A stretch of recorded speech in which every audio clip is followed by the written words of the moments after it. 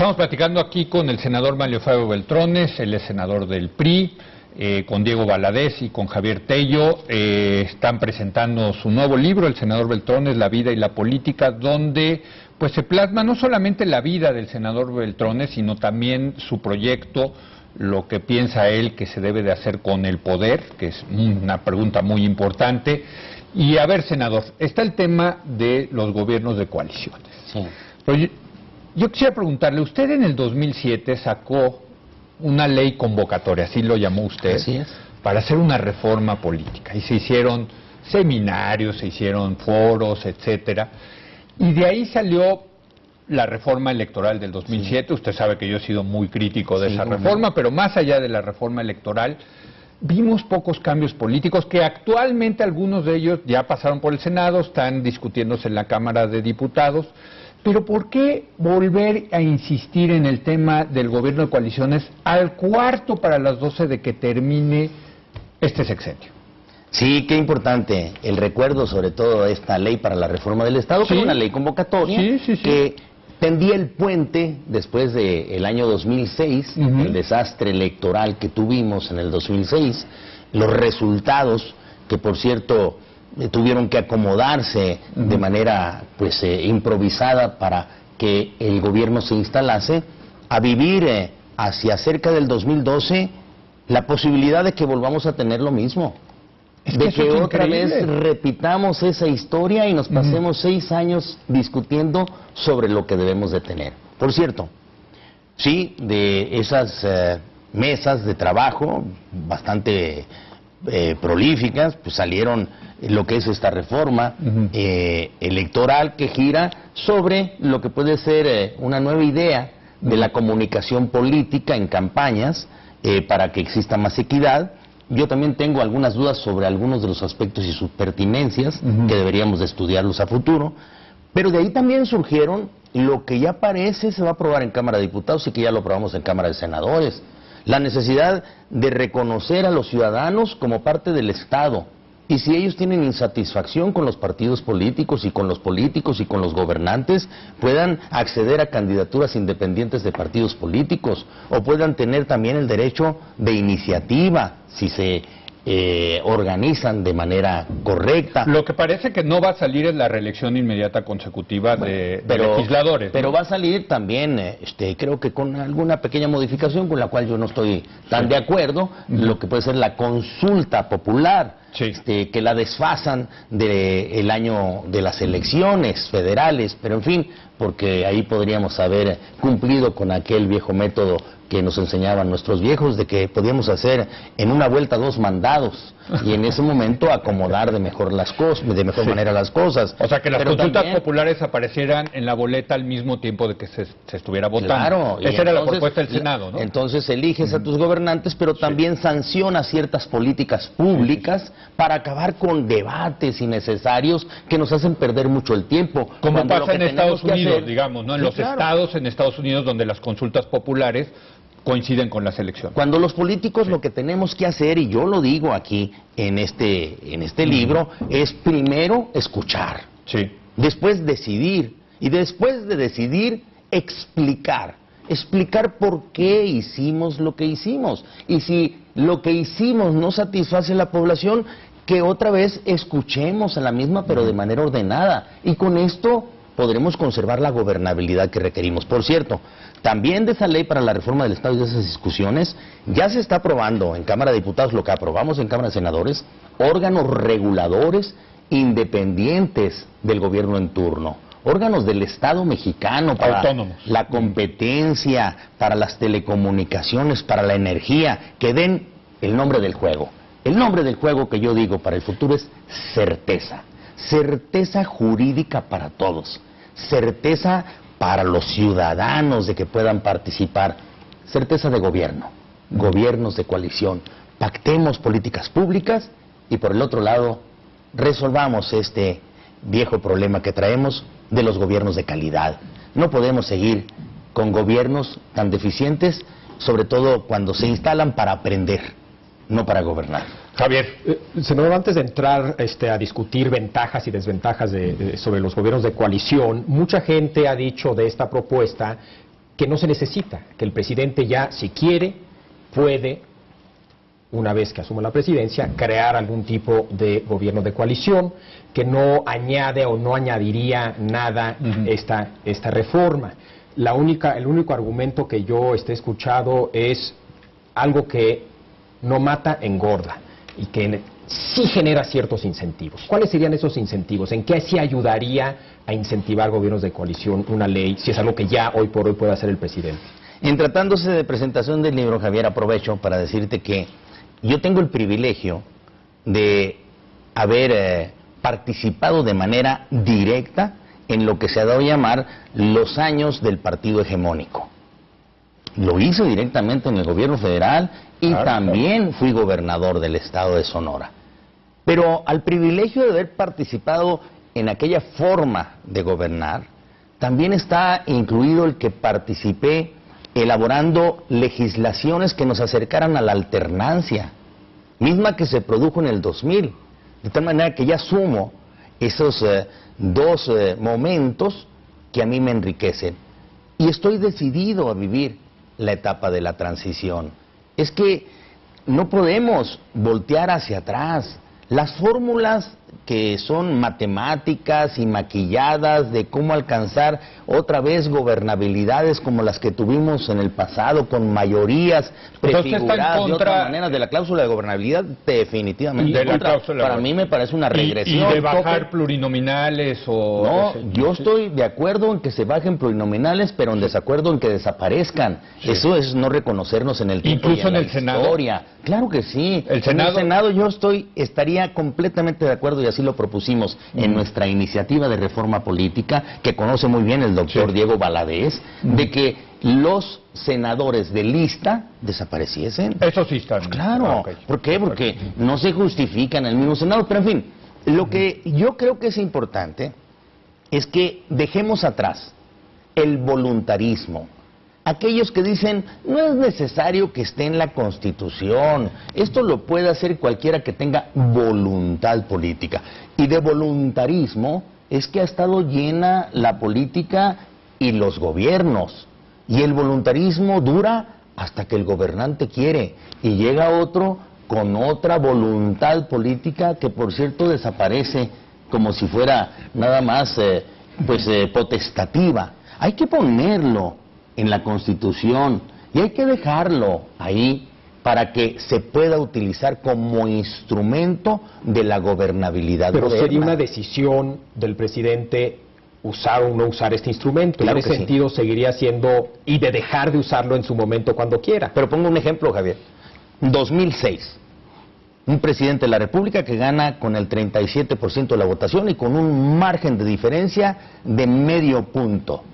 Si la Constitución hubiese tenido la oportunidad de generar un gobierno de coalición para evitar la pérdida de tiempo en la discusión que todavía se llevó a cabo por muchos años, yo estoy seguro que él hubiese optado por esta. Es más, nos lo propuso en la mesa el entonces presidente electo Felipe Calderón, pero nosotros desde el PRI lo rechazamos por no estar en la Constitución. Ahora, Diego, pues esto suena más a parlamentarismo que a presidencialismo, ¿no? Bueno, lo que pasa es que el presidencialismo en todo el mundo está evolucionando. Inclusive nuestro presidencialismo tampoco se parece al presidencialismo estadounidense. No. Por ejemplo, ahí son ratificados todos, no solamente algunos funcionarios como ahora se está planteando, o los integrantes del gabinete, sino de lo que aquí en México es director general para arriba. Sí, porque son 8,000, ¿no, Javier? 8,000 funcionarios. Como 2 años Ahora, nombrar. Hay una diferencia con relación a lo que planteaba Javier hace un momento y que aclaraba con mucha presión el senador Beltrones. Sí, se pueden armar de todas maneras coaliciones, entre comillas, aún sin reforma, pero hay una diferencia. Es la diferencia que va entre la cooptación y el compromiso. Esto es, cooptación siempre hubo en el sistema hegemónico mexicano. Y siempre se invitaba a discrepantes. Vaya, muchísimos políticos que participaron en el movimiento enriquista fueron luego incorporados al gobierno de López Mateos y también al de Díaz Ordaz, como una forma de restañar heridas y de volver a construir una cierta, digamos, opinión generalizada y dominante. Sin marco jurídico, toda forma de colaboración con el gobierno se convierte en procesos de cooptación, que solamente fortalecen a los personalismos. El planteamiento de la coalición que se ha hecho en el Senado, que ha hecho el senador y que aparece también aquí en su libro, es otra cosa, porque se hace sobre un compromiso de programa de gobierno y por ende de programa legislativo. Y debe ser público, debe conocerlo la sociedad, y la sociedad tiene que saber en qué puntos los diferentes integrantes de esa coalición transigieron con los demás. Digamos, el gran ejemplo, lo diré muy rápidamente, fueron los pactos de la Moncloa, en el que los republicanos y socialistas transigieron para que hubiera democracia, aunque hubiera monarquía. Fíjense ustedes qué importante, pero fue un pacto expreso, y eso es lo que la sociedad necesita, no entendimientos cupulares que nadie sabe en qué consisten y a cambio de qué se dan. Senador, díganos exactamente qué está proponiendo en ese sentido. ¿Cómo sería el mecanismo del gobierno de coalición? ¿Qué estaría en la Constitución contemplado? Bueno, la Constitución contemplaría la posibilidad de que el presidente en turno pueda invitar a un gobierno de coalición, a otra fuerza política representada también en el Congreso, que aceptase apoyar las políticas públicas que se ponen sobre la mesa con objetivos comunes. ¿No se han dado cuenta ustedes de que todos los partidos políticos y todos los políticos hablan de objetivos comunes aunque no tengan forma de construir una solución igual? Bueno, esto es lo que tendrían que otorgar los coaligados. A cambio, el presidente cedería no su facultad de nombrar y remover libremente a sus colaboradores, sino simplemente la ratificación para asegurarnos que la calidad de estos componentes, de los acompañantes del presidente, pueden llevar a buen puerto esas políticas públicas pactadas. Pero es darles puestos de gabinete, digamos, a los coaligados. Pero qué importante, porque aquí no se trata de hacer cuotas, ni chantajes. Sí. Por eso se le deja al presidente la facultad de nombrar y remover libremente. Él nombra, el Senado, yo propongo, ratifica. En el caso que no ratifique el Senado, el presidente vuelve a nombrar. En el caso de que esto se entrampe por alguna solicitud quizá de cuota, el presidente nombra. Y con esto se destraba por completo el ejercicio gubernamental. Se siguen conservando las políticas públicas, pero por cierto, se le dará seguimiento al funcionario con estas políticas públicas para que se lleven a cabo. La gente lo que quiere es que las cosas pasen. La gente está cansada, y lo digo aquí, de los gobiernos que se instalan del PRI, del PAN y del PRD. Quiere un gobierno para todos, un gobierno con los mejores, que nos ayude a salir de estos problemas. ¿Hay mecanismos también de salida del gobierno de coalición? En algún momento pueden decir, pues se acabó el gobierno de coalición porque no está funcionando. Cuando quiere el presidente. Sí, y adicionalmente... Por eso sigue habiendo, siento yo, bastante voluntarismo en esto. Cuando el presidente ve que no tiene el apoyo en las políticas públicas, no rompe de tajo, pero sí puede seguir tomando decisiones con los funcionarios que deban de cumplimentarlas. Para eso es el presidente. Por otro lado, Javier, es importante que veamos que, a diferencia de las cláusulas de gobernabilidad, en la elección intermedia, el presidente puede encontrar que pacta con otra fuerza sobre políticas públicas que le permitan entonces sí encontrar el proyecto de país, el cumplimiento del proyecto del país por los 3 años últimos de su gobierno.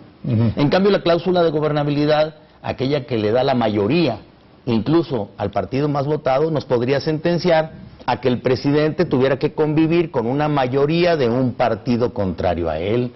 Y esto verdaderamente iría en contra del mismo espíritu de darle mayoría en los primeros 3 años al presidente. Ahora, a mí me parece esta discusión fascinante, y desde créanme que desde que estábamos en la universidad estudiando ciencia política, pues es el gran tema de presidencialismo versus parlamentarismo, sistemas semipresidenciales, en fin. ¿Por qué no movernos al parlamentarismo, Diego? A ver, yo creo que sí nos queda claro que los parlamentarismos, en algunas de sus formas, funcionan más que el presidencialismo. Aquí sí entra el tema de que, como tenemos una larga historia presidencial, ¿sería dificilísimo cambiarnos a un parlamentarismo? Yo creo que si vemos en un horizonte muy amplio la evolución de los sistemas políticos y constitucionales contemporáneos, todos van a acabar pareciéndose muchísimo. Los parlamentarios se están presidencializando y los presidenciales se están parlamentarizando, porque cada uno de los sistemas tiene mecanismos muy adecuados para mejorar la vida operativa de las instituciones. Uno de los grandes problemas del sistema parlamentario es la gran inestabilidad que representa el sujetar la permanencia de un gobierno al voto de confianza, ¿no? No, y al mantenimiento del carisma del dirigente. Sí, o sea, también. hay que recordar que a Felipe González lo sacaron y el director del ABC declaró públicamente que hubo que rozar la estabilidad del Estado para deteriorar la fuerza política de Felipe González. Es mejor un sistema en el que sepamos que un gobierno va a durar 6 años, 4 años, 5 años y no que va a durar mientras le dure el carisma del dirigente, que eso es lo que pasa con los sistemas parlamentarios. Pero diciendo muy sincera, muy sencillamente esto que se ha planteado con mucha inteligencia del sistema de coalición que plantea el senador Beltrones, yo agregaría un elemento más a lo que acaba de decir, que él también lo ha expresado en otras ocasiones. Hay que promover instrumentos para la cooperación política en el país. Por eso yo entiendo lo importante de que se discuta esto ahora, incluso antes de las elecciones. Cuando cada partido sabe que va a necesitar contar de alguno de los contendientes para poder gobernar, los niveles de fricción van a ser menores y el país está ya agobiado por tanta animosidad. Cuando un presidente sabe que va a necesitar de lo diferente o del oponente, como se le quiera decir, pues va a ser más cuidadoso y esto hará que nuestra democracia sea más completa. No podemos tener una democracia y un sistema presidencial que se base en que el ganador gane todo y el perdedor o los perdedores pierdan todo. Y la propuesta es hacerlo antes para que empiece a aplicar para el 2012, senador. Yo creo que nosotros tenemos que preparar el sistema presidencial mexicano, que es toda una cultura. O sea, ¿usted sí está de acuerdo? Sí, yo no estoy proponiendo ni semiparlamentarismo. Estoy proponiendo que el sistema presidencial mexicano tenga un instrumento adicional que le permita ejercer un mejor gobierno, hacer fáciles el alcanzar las coincidencias entre nosotros mismos. Y la idea que usted tenía del jefe de gabinete, que era un poco separar la figura de jefe de Estado con jefe de gobierno, ¿eso ya no lo vemos en su propuesta? Lo que pasa es que hay que ir venciendo resistencias, ¿verdad? Un presidencialismo como el argentino tiene jefe de gabinete. Sí. Un presidencialismo como el uruguayo tiene revocación de mandato. Un presidencialismo como el de Estados Unidos tiene ratificación de gabinete, como bien dice, y de muchos funcionarios más, que por cierto, pues hacen las reglas del juego de lo que es la experiencia. Por eso ahí funciona bien el sistema. Bueno, nuestro presidencialismo necesita instrumentos para pactar, coincidir, tener políticas públicas, hacer fáciles las cosas. Esto ya no es un juego de habilidades, no es el cruzar los dedos y ojalá y nos vaya bien con el próximo presidente que se queda con tanto poder y con tan pocos instrumentos como para conciliar la unidad. Lo que nosotros estamos poniendo en la iniciativa que se plasma en el mismo libro que estamos presentando es la pertinencia de que el presidencialismo mexicano cuente con mejores instrumentos para garantizar mejores gobiernos para resolver los problemas. Pero ya no se está hablando de jefe de gabinete. Entonces yo diría, vi que la iniciativa espejo que se presenta en Cámara de Diputados dice jefe de gabinete.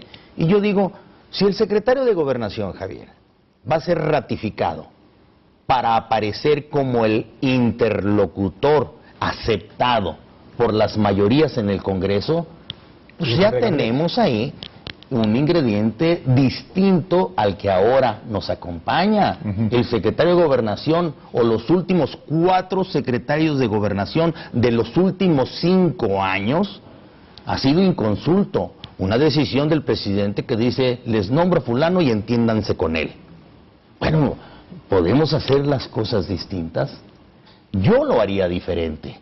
Yo sí haría diferente. Aunque ahora esté el PRI o pueda regresar el PRI al poder. Con más razón. Hay quienes dentro del PRI me dicen triunfalistamente, ¿para qué haces estos cambios? ¿Para qué propones estas modificaciones si ya vamos a volver a ganar? Y yo respondo, pues por eso hay que hacer los cambios para entonces gobernar de manera distinta, reconociendo que ya no somos el partido hegemónico, pero podemos volver a contar con la confianza mayoritaria de la gente. Nos tenemos que ir a pausa. ¿Te convence, Javier? Yo no estoy ni a favor ni en contra en abstracto de las coaliciones. A veces funcionan, a veces no funcionan. Hay buenas y malas. A veces son necesarias, a veces no son necesarias. Pero sí me gustaría, tengo muchos, digamos, argumentos abstractos de por qué son malas y me gustaría saber qué piensan ustedes dos de esos argumentos ahorita que regresemos. Bueno, regresamos con eso y también le queremos hacer algunas preguntas al senador, pues de la contienda que viene dentro de su partido, ¿no? Pues también es parte de esta entrevista importante, ¿no? Regresamos en un momento más con el senador Manlio Fabio Beltrán.